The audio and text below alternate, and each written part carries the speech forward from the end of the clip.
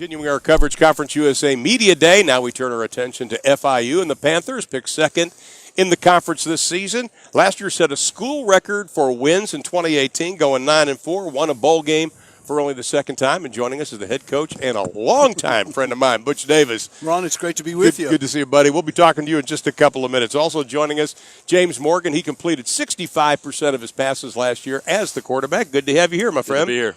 And finally, Sage Lewis, considered one of the prime defensive players in Conference USA. Sage, good to have you with us. Thank you. Butch, when you and I first talked, you took the job, you and I sat right here, and you said, number one, we've got to have a great offense and defensive line.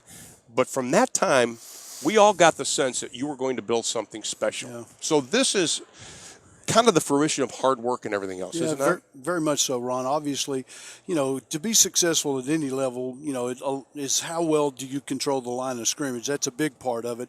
But the reality of it is when you get down to the opportunity to build a team that maybe has a chance to win a championship, these two guys represent absolutely everything that's successful that I've been able to be a part of, is have a great quarterback who's an unbelievable leader and he's highly productive on game days, and a middle linebacker that sets the expectation, a guy that can fly sideline to sideline, make plays.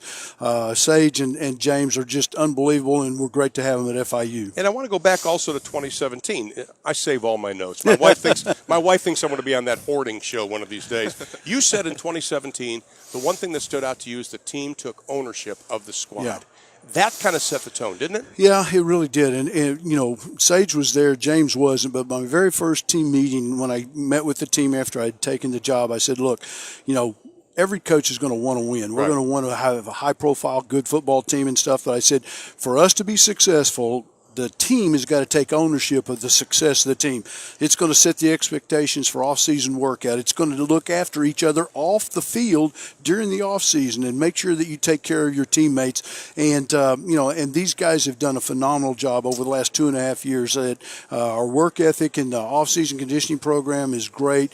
The passion that they have to prepare to put out the best performance that we can on Saturdays every single week is good, and we've been very blessed to be able to accomplish that. One coach told me that in the last 2 years you've been a disciplined team with great awareness. Yeah. That's got to make you proud as a coach. Well, it's nice to hear that. I mean, obviously, we want to be a football team, and we talk about things. Football is situationally anymore, and how much that about red zones and blitzes and down and distances and personnel groupings, and as you grow and as you learn, your football intelligence continues to grow. Your team has a chance to become better and to understand. A lot of teams sometimes don't even embrace the idea of how important it is to be good in special teams. Last year, one of the big plays, was Maurice Alexander on a punt return for touchdowns. And I mean, at one time he was the number one punt returner in the country, not just in Conference USA. And Jose Borgales, our field goal extra point guy, we had a great punter last year. Stone Wilson, that's with the Miami Dolphins. We got to find, but teams that embrace the idea of how important it is to be good in all three phases. And like Sage, for an example, here's a guy that's been a starter, highly productive. But in a heartbeat, he'll go in and play whatever special teams that we need. If we need him to go cover punts or cover kickoffs because it's a critical play in the game, Sage is the first guy to want to jump out there. Well, you have a lot of production coming back. I thought you had one of the best pass blocking lines in all of college football last year. I can attest to that. Yeah. You're able to walk up the stairs to come here, yes, right? Exactly. But you've got to replace players that had 107 collective starts. Yeah. Where are you on the offensive line? Well, we've got 3 starters coming back, and obviously it's a big part of it. I mean, Alan Mogridge, our offensive line coach, does a phenomenal job. The preparation of those kids and the techniques and the fundamentals that he teaches them, he builds their confidence. I think you referenced the fact I think we gave up 8 sacks last year. Right. And, that's a sense of pride with those offensive linemen and the tight ends and also with the offensive running backs. But trying to find guys, we think we've got talented guys that can step in. One of the things, Ron, that we've tried to do over the last couple of years, and you talked about the offense and defensive line, last year in 8 of the 13 games, we played as many as 9 offensive linemen in a game. We played 11 defensive linemen in a lot of those games to try to build the depth and try to so that when somebody does graduate, the next guy can step up and take that place. Oh, by the way, the 8th sacks given up last year, 3rd fewest in the country. Yeah. Last year, it was kind of a running back by committee. Sure.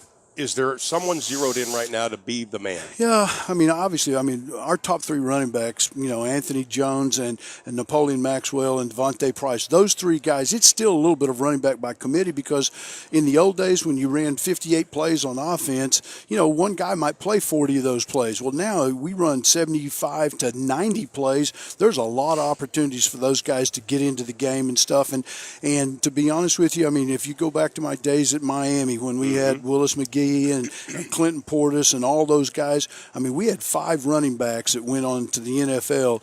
They went in mint conditions, and it's one of the things, you keep these running backs fresh, that you keep them healthy. When they put them into the game, James knows that these guys, he can trust them in the pass protection, and they can bring a lot of things to the table. Okay, you've got new defensive coordinators this year. Brett Guy, a good friend of ours. Yep. We wish you the best, Brett, by the way. Yep.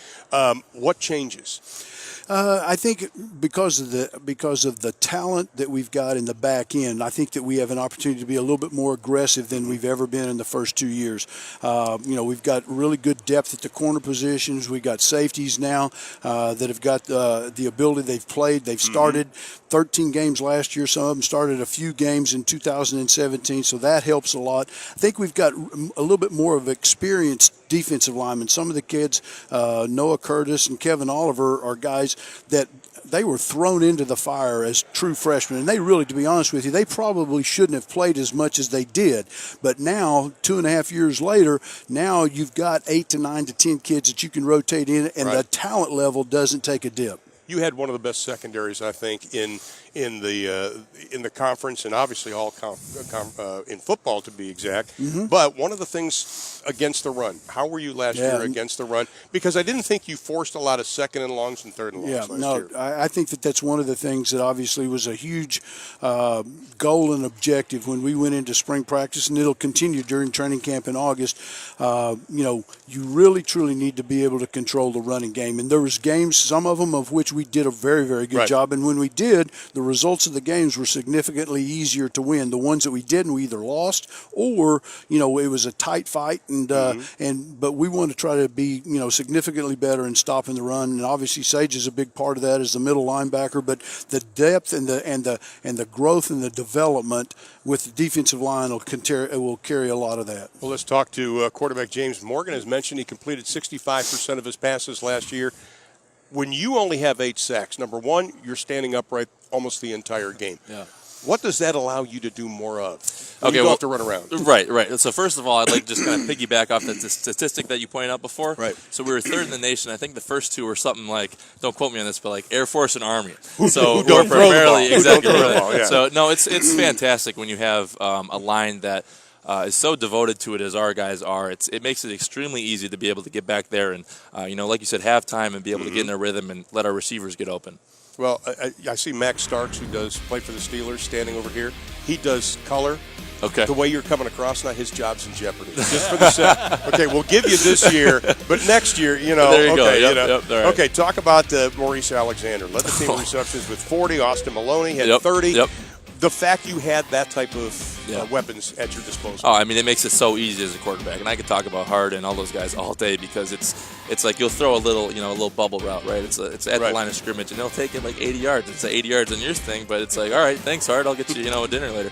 But no, it's phenomenal to have those guys and to have them be able to make the plays. And I think one of the biggest things that they bring to the table is just the work ethic. They're always out here in the summer, and it's like we just got done with a workout, and I'm kind of tired, and it's like, hey, James, just come throw me some catches and stuff like that. And I'm like, man, my arms are getting tired, But it's phenomenal to have them, and they're so committed to it. It's awesome to have them. And you also have a pretty good tight end. Yes, sir. All-conference USA freshman team. Yep. And you have a guy like Sterling Palmer. That's kind of a nice little outlet to have. Definitely. He's a little bit of a taller guy, so you got a little bit bigger of a miss radius with that one, and it's always nice to have as a quarterback. Let's talk to Sage Lewis, a prime defensive player in Conference USA. Led the team in total tackles with 132 last season. What is the identity of this defense, do you think? The identity of this defense, I would say, just hard nose. Just whoever has the ball in his hand is at risk. So I feel like that's definitely the identity of this defense, and just I feel like one of the biggest things this year is stopping the run and forcing negative plays. So I feel like we're coming into ourselves. 2 straight bowl games. The standard has been set, I think, right now for FIU, and that standard has to continue. Fair statement? Definitely. we just want to win at whatever cost. So whatever game you put us in, I feel like we want to win. So wherever that takes us, I mean, if it takes us to a conference championship, a January 1 bowl game, that's where we want to be at. Now, you're picked second in the preseason poll, and having been around this conference a long time, the preseason prognosticators, guys, just on the record, are awful. Okay, and that's why I quit doing it, because I was never good at it. But does that give you any type of motivation, Sage? It's a great pat on the back, but it's also fuel to the fire. I mean, I work every day to be the best me I could be for my team. So I feel like, I mean, the preseason rankings and all that, like it's great, but it really doesn't matter.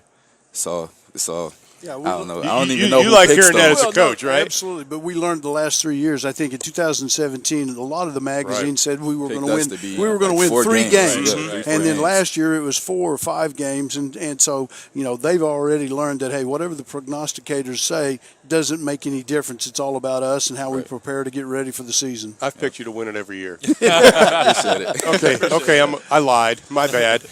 Butch, one more question for you, and I've asked a lot of it. You've been around college football a lot. Number one, do you like the transfer rule in the portal? A certain part of it. I love the idea about graduate transfers. I think that absolutely that's a slam dunk. Kid goes someplace, he gets an education, he's fulfilled his commitment to the team and to the to that university. He should be immediately allowed to go.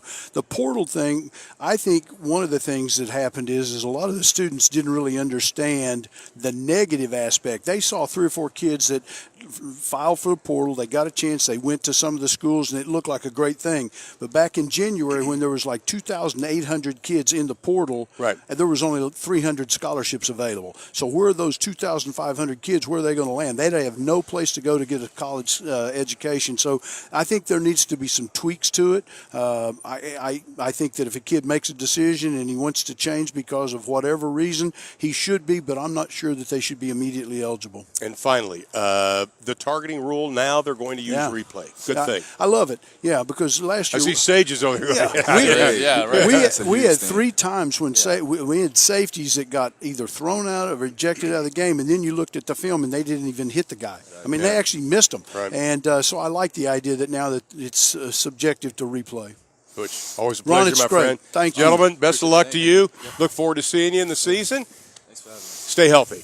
We come back. We'll go up the coast a little bit. We'll take Lane Kiffin and FAU on next when we return to Frisco, Texas.